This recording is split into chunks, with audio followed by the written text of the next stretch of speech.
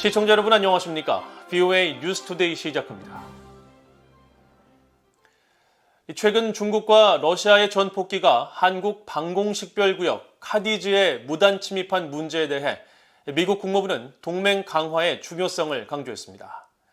한국 윤석열 정부의 담대한 구상에 인권 문제가 포함되지 않았다는 일각의 지적에 대해서는 한국의 새 구상을 지지한다면서도 미국은 북한의 인권 상황을 우려한다는 기존 입장을 확인했습니다. 첫 소식 함지하 기자가 보도합니다. 미국 국무부는 최근 잦아진 중국과 러시아 전폭기의 한국 방공식별구역 카디즈 진입 문제와 관련해 인도태평양 내 동맹 강화의 중요성을 강조했습니다. 국무부 대변인실 관계자는 25일 관련 사안에 대한 VOA의 이메일 질문에 미국은 중국과 러시아의 독자적 또는 공동 군사활동 등 그들이 제기하는 안보 문제를 해결하기 위해 인도태평양 내 동맹 협력 강화의 중요성을 명확히 해왔다고 밝혔습니다. 중국과 러시아 전폭기의 카디즈 진입 문제는 미국과 한국 등이 공조해야 할 여러 공동 이해관계에 포함된다는 뜻입니다. 앞서 네드 프라이스 국무부 대변인은 22일 정례 브리핑에서 이 같은 입장을 강조했습니다. We have made clear that we view trilateral cooperation between and among these three countries as pivotal to a number of shared interests we have. We most often speak about it in the context of the DPRK's weapons of mass destruction programs, but at our heart, at our core, we share an enduring interest in a free and open Indo-Pacific region. That is really what connects us in terms of our interests, in terms of our values as well, to Japan and the ROK. 국무부 대변인실 관계자는 이어 한국 윤석열 정부의 대북 정책인 담대한 구상에 북한 인권 문제가 포함되지 않았다는 일각의 지적과 관련한 질문에는 우리는 북한의 인권 상황에 대해 여전히 우려하고 있으며 미국은 인권을 외교 정책의 중심에 두는 데 전념하고 있다고 답했습니다. 그러면서 우리는 북한 인권 실태에 대한 인식을 높이고 인권 침해와 유린을 부각하며 독립적인 정보 접근 증진과 인권 존중을 도모하기 위해 국제사회와 계속 협력하고 있다고 강조했습니다. 이 관계자는 그러면서 우리는 진지하고 지속적인 대북 외교의 길을 열겠다는 한국의 목표를 지지한다는 기존의 입장을 재확인했습니다. 또 우리의 공동 목표는 한반도의 완전한 비핵화라면서 우리는 그 일환으로 계속 윤석열 정부와 긴밀히 조율할 것이라고 강조했습니다. VOA 뉴스 함지하입니다. 한국과 중국이 수교 30주년을 맞은 가운데 중국에 대한 미한일 3국 국민들의 부정적 인식이 역대 최고 수준을 보이고 있습니다. 특히 한국에서는 시진핑 정부의 강압적 권위주의의 실체와 현실을 깨닫고 있다는 평가가 나오고 있습니다. 김영권 기자가 취재했습니다.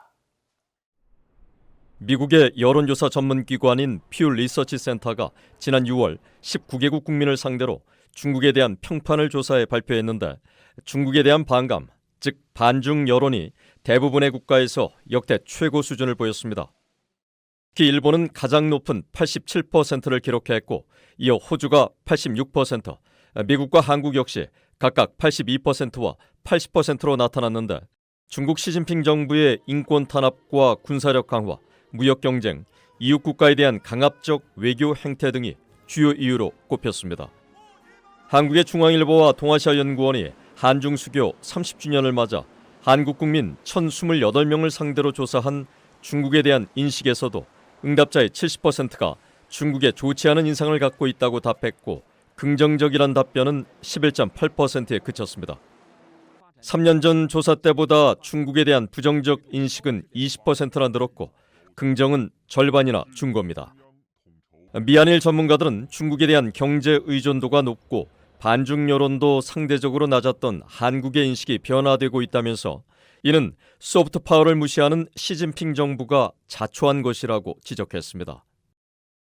China is forcing countries to have a negative view of China. Its policies are extremely belligerent and aggressive.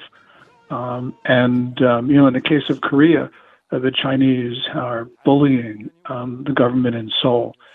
So, of course, South Koreans have a negative view of China. This is just the result of Beijing.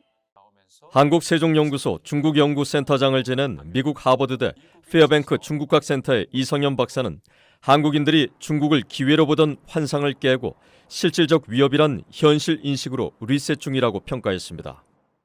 위협이라기보다는 기회로 봤던 한국인들이 이제는 중국에마저도 등을 돌리기 시작하고 중국의 일방주의에 그리고 중국이 어떤 강대국화되면서 다시 과거의 중화주의로 다시 돌아가는 듯한 그런 모습에서 강대국이 약소국을 다루는 분리하는 그런 모습에서 한국마저 등을 돌리게 된다라는 것은 중국의 소프트 파워에 있어서의 어떤 마지노선이 무너지고 있는 것은 아닐까. 전문가들은 특히 고고도 미사일 방어 체계 사드와 관련한 경제 보복 등 중국의 강압적 외교 행태뿐 아니라 홍콩 민주화 탄압, 신장 위구르족 학살 등을 보면서 젊은 세대들은 중국이 겉과 속이 모두 같은 권위주의 체제이고 인권을 탄압하는 사회주의 국가란 실체를 깨닫게 됐다고 지적했습니다.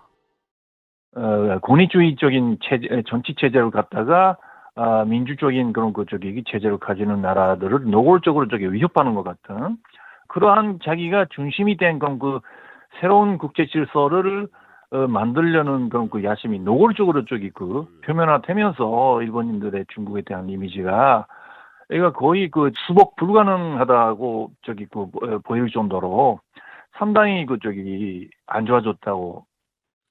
미한일 전문가들은 시진핑과 푸틴이 모두 권위주의 독재 체제를 강화하면서 북한의 김정은 국무위원장에게도 변화보다 권위주의 체제를 더 독려하고 엉뚱한 자신감마저 심어주고 있다면서 이런 지정학적 상황은 변화를 갈구하는 북한 주민들에겐 불행한 일이라고 지적했습니다. 뷰이 뉴스 김영권입니다. 인도태평양 지역에 전투기를 보내 아시아 국가들과 연합 군사훈련을 벌이고 있는 독일이 인도태평양은 독일의 중요한 지역이라는 입장을 밝혔습니다. 미국 주재 독일 대사관 대변인은 24일 독일 공군이 처음으로 아시아에 파견된 배경을 묻는 VOA의 질문에 인도태평양은 글로벌 경제와 국제 무역로로서 중요할 뿐 아니라 현재 이 지역에서는 누가 영향력을 행사하는지를 놓고 권력 지형의 변화와 전략적 경쟁이 벌어지고 있다면서 이 지역의 안정은 유럽 전체에 중요하다고 밝혔습니다.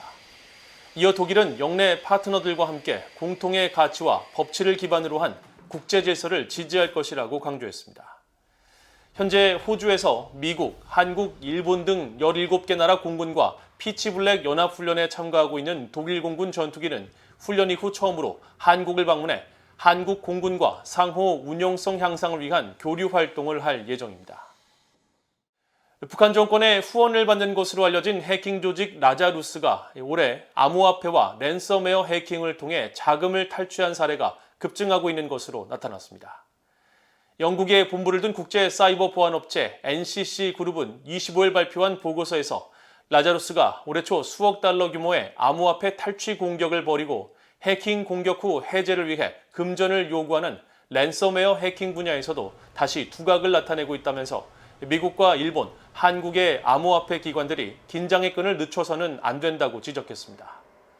다국적 블록체인 분석업체인 엘립틱도 이날 보고서를 통해 북한이 암호화폐 대체불가 토큰 NFT를 활용해 탈취한 암호화폐를 돈 세탁하는 경향이 더욱 증가하고 있다면서 북한이 올해 4억 5,500만 달러 상당의 암호화폐를 돈 세탁해 미국 재무부에 제재 대상에 지정된 믹스업체 토네이도 캐시의 경우 전체 대체불가 토큰 사기 수익의 절반이 넘는 52%를 돈 세탁하는 데 악용됐다고 지적했습니다.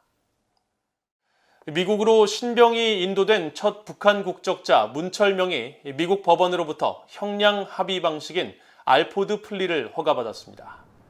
미국 워싱턴 DC 연방법원의 루돌프 콘트레라스 판사는 24일 문철명 측이 요청한 알포드 플리 요청을 허가하는 명령 서문을 공개했습니다. 알포드 플리는 자신에 대한 혐의는 부인하지만 검찰의 증거를 일부 인정하면서 형량을 합의하는 것으로 최근 문철명의 변호인은 재판부에 이를 통한 형량 선고를 바란다는 의사를 피력했습니다. 알포드 플리는 자신의 혐의를 인정함으로써 검찰과 형량 합의를 이루는 플리바겐과 달리 유죄를 인정하지 않지만 검찰의 증거를 받아들이면서 관련 혐의에 적용된 형량의 일부를 삭감받겠다는 의도로 해석돼 왔습니다. 말레이시아에서 무역 업무를 했던 문철명은 지난 2019년 5월 돈 세탁 등 6개 혐의로 미국 법원에 기소돼 지난해 3월 미국으로 신병이 인도된 첫 북한 국적자로 문 씨에게 적용된 돈 세탁 혐의는 최대 20년의 징역형과 벌금 50만 달러에 처하도록 하고 있어 형량 조정이 이루어지지 않을 경우 문철명은 최대 120년의 징역형과 수백만 달러의 추징금이 선고될 수 있었습니다. 이상으로 VOA 뉴스투데이를 모두 마칩니다. 시청해주신 여러분 고맙습니다.